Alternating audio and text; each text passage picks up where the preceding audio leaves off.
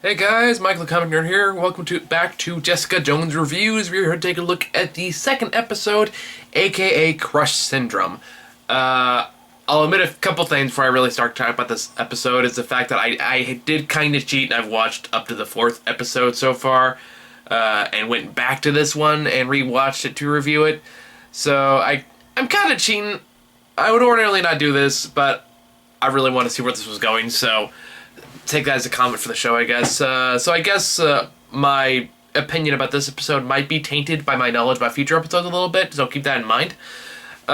Secondly, since I watched the first episode, I've been kind of doing more research about the character, about Jessica Jones, and about like all the characters involved, so you kind of compare them to how they were portrayed in the show. So far, it seems pretty rock solid with a few exceptions. Like, I don't think Luke Cage ever owned a bar in the comics, not to my knowledge. I always thought he was just Power Man or Heroes for Hire, or one of the two. I don't know if he's ever owned a bar, but it works fine, so that's not necessarily a bad thing. Okay, so anyway, aka Crush Syndrome. This is definitely much more focused on the investigation portion of Jessica Jones' character, as the entire episode is focusing largely on her trying to figure out how Kilgrave survived their apparently fatal last encounter, and what he's planning now. And it's all very, very interesting. I think there's this great presence with the Purple Man so far in this show, and it's like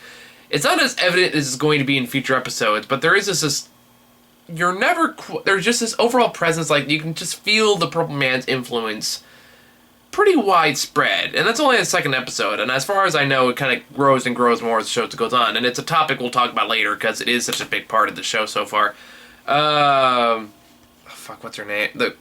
Jessica Jones continues to knock out of the park, great performances, she's hugely entertaining, and as far as I can tell, based on what I know from the source material, she nails the part pretty much perfectly, so it's like, okay, that's really good to see, really glad to see consistency of character, and that it's a good character. It's an interesting character. She's a bit rude. She's a bit standoffish, but she's also very likable, and it's very easy to root for her too, because you do know, like, she's sympathetic towards these victims, and the show does a very good job of showing just how invasive the Purple Man's telekinesis is in comparison to other telekinesis powered people we've seen and stuff before. Like, we've seen telepathy and mind control and stuff all the time in superhero movies. We've seen it like in all the X-Men movies. We've seen it in like other TV shows. Anything with superpowers involves like one mind control thing. But this is the first time I've seen it portrayed in such a way that it just feels uncomfortable. It just feels wrong. And it just feels like it's disturbing in a way that I have not seen it be... not a way that I have not seen it before. I apologize, I'm starting it a lot. I am a little tired. I was up to like 4 o'clock in the morning last night answering emails, so keep that in mind as I'm rambling on and on. Anyway, so what happens in this episode? This episode picks up pretty quickly where the last one left off with, spoiler alert, after the girl that Jessica Jones rescued in the last episode turns out was still under Purple Man's control, and shot and killed both her parents, and now she's going on jail and murder trial. But Jessica Jones obviously believes she's innocent because she knows how Purple Man works, and she knows just how invasive and how all-consuming his powers are, and it's becoming really allegorical of rape victims. So really, the Purple Man is kind of turning into a serial rapist, which is, whew. Hope they tackle this one right, because it's like, man, this could backfire in so many ways, so I'm hopeful. From what I've seen so far, it's doing it really, really well, but I'll talk more about that when we get to those in future episodes.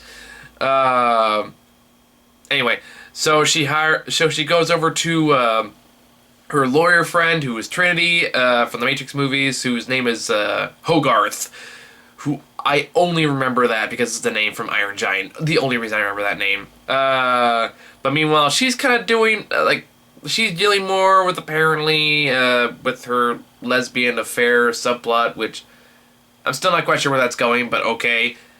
Uh-oh. I forgot to clear the memory. We'll be right back. There we go. Sorry about that. So where was I? Ah, yes, Hogarth. So Hogarth, though, demands proof that Kilgrave exists and that he does have his mind control powers before she takes on Hope's case, which is understandable. Just going somebody that say, hey, the devil made me do it, basically. Doesn't really fly in court unless you got legitimate proof. So she kind of demands that. So Jessica Jones is then off to run her own investigation on how Kilgrave is still alive and that he exists, and find the proof that she can show Hogarth, so that she'll represent, I think, what is her name? Hope? Rose? Okay, Hope. Yeah, her name is Hope. Meanwhile, there's a lot of kind of subplots here. Some of them I'm not quite sure where they're going, but let's talk about Luke Cage first. So, meanwhile, in the beginning of the episode, Jessica Jones gets put into the police precinct because, of course, she was at the scene when the murder happened. So, of course, the police have some questions, which makes sense. And they find pictures that she's been taking of Luke Cage at its bar with this lady friend of his who's apparently married. Luke Cage doesn't know that she's married. She only finds out after the photos that she took of him are kind of made public. Or at least the police show them to Luke Cage so they can question him because they suspect he might have been involved somehow. I don't really know how they come to that conclusion, but whatever, works for the story. So, naturally, Luke Cage is a little pissed at Jessica Jones for spying on him and taking these pictures and yada yada yada, but it's okay because later on, after Luke Cage breaks it off with the woman that she's using, the woman who's married. Like I said, I'm really out of it. I'm so sorry. The woman's husband comes to the bar because she wants to beat up Luke Cage, or he wants to beat up Luke Cage because, of course, he's sleeping with his wife. Understandably pissed. Not a smart thing to do, but still understandably pissed. But of course, Luke Cage just is having none of it, and just just very nonchalantly just beats the crap out of all these people, along with Jessica Jones, who comes in there just in the nick of time to help out. While she's energetic, she's throwing people aside, she's using her superpowers as chuck people across bars. Luke Cage is kind of like, meh, boom, punch, crack, smash. Just does not really give a shit. There's even a part where he rolls his eyes as someone tries to stab him in the neck, and of course it doesn't work because, as it turns out, Luke Cage already does have his powers in this universe. So he already has his unbreakable skin, so he stabs it, he fails, he goes, pound. It's pretty fucking awesome, actually. And that's when you find out when Luke Cage, of course, has unbreakable skin, and he knows that Jessica Jones has super strength and all this stuff, too.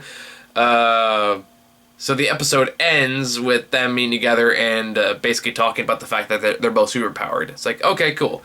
Love Luke Cage in this series so far. I watched it, I was like, okay, that's Luke Cage. And even when I see there's a brief scene with David Tennant as Purple Man, I look, it's like, okay, that's Purple Man. So far, it's like the show is just so far really nailing these characters, and it's really doing them justice, and it's making them interesting, which is the biggest thing this show needed to do. Especially since a lot of these characters, again, kind of like Guardians of the Galaxy, unless you're a diehard comic book fan, you will not know who these people are. I mean, there's a kind of characters in the show that I missed. Like, apparently, and I forgot to mention this in the last episode, there's this character named Trish Walker, who's a talk show, a radio talk show host, apparently very famous, who's also Jessica Jones' best friend, and apparently she's also Hellcat from the comic books, and I don't know how I missed that. Mostly because as far as, Marvel characters go, Hellcat is surprisingly one I don't know that much about at all. It's just one of them. She doesn't get much attention. So, honestly, when I first saw Trish in the first episode, I kind of thought she was supposed to be like Captain Marvel, which I thought was weird considering that Captain Marvel has her own movie coming out. And it turns out I was kind of right, because Captain Marvel was the original woman that was supposed to be in the show, but she got scrapped for whatever reason, probably because they wanted to make the movie. But yeah, so apparently Hellcat's in this episode too, and you see more of the hints of they're kind of making her into Hellcat because she's training how to disarm people, she's training how to fight people, but she doesn't want anyone to know, so she covers up the bruises on her arms and shit with coats and stuff. There's some great setup here, and there's some great intrigue here, and a lot of it is setup, but a lot of it is just establishing Purple Man as this darker presence, as this how he can affect anyone and make him do anything, and pretty much set up the rest of this series, including other smaller characters like Malcolm, who's I don't know if I mentioned him in the last episode, but Malcolm is this horribly drug abusing individual who just is always high, is always on some kind of drug, and it stumbles into other people's apartments and shit. And there's also, and this is the one I'm worried about, because I don't know where this is going, and it's really annoying so far. Is there these? There's a couple, like not like a, it might be a couple. There's two brother and sister that live above Jessica Jones' apartment that argue all the time and just gonna break shit around. So Jessica Jones goes up there to like put a stop to them, but yeah, the woman is such a bitch, and you can tell that that's an intentional decision, like just to the point where it's irrational though, but the brother is kind of more aloof in a way that's kind of like, or is this an incestuous thing? I don't know. It's kind of implied that it is, but it's one of those things. They keep bringing her back, though, so it's like, is this going anywhere? Does this serve any purpose? Or is she just there to be obnoxious? Is that their only purpose? I don't know. So far, it doesn't really add much, except it's like, oh, God, this bitch. Okay, fine. Whatever. Okay. But I don't know. They keep bringing them back, so I'm assuming that's going somewhere. I don't know. Like I said, a good episode so far. Is mostly set up though, so we'll see kind of where it goes at the end of it. And I'm assuming I'm pretty sure the next episode like starts out with fucking. So at least that should be interesting. So yeah, thank you guys for watching this episode. Tune in for the next one where we talk about AKA. It's called Whiskey.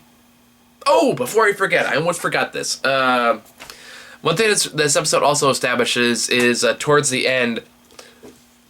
Jessica Jones runs into a doctor that I guess was pretty much responsible for Kilgrave not dying because he donated 2 kidneys from the poor hospital driver that was supposed to drive Purple Man to the hospital. But I guess that didn't happen because he didn't want to go to the hospital. But the doctor performed the surgery that Purple Man basically kidnapped.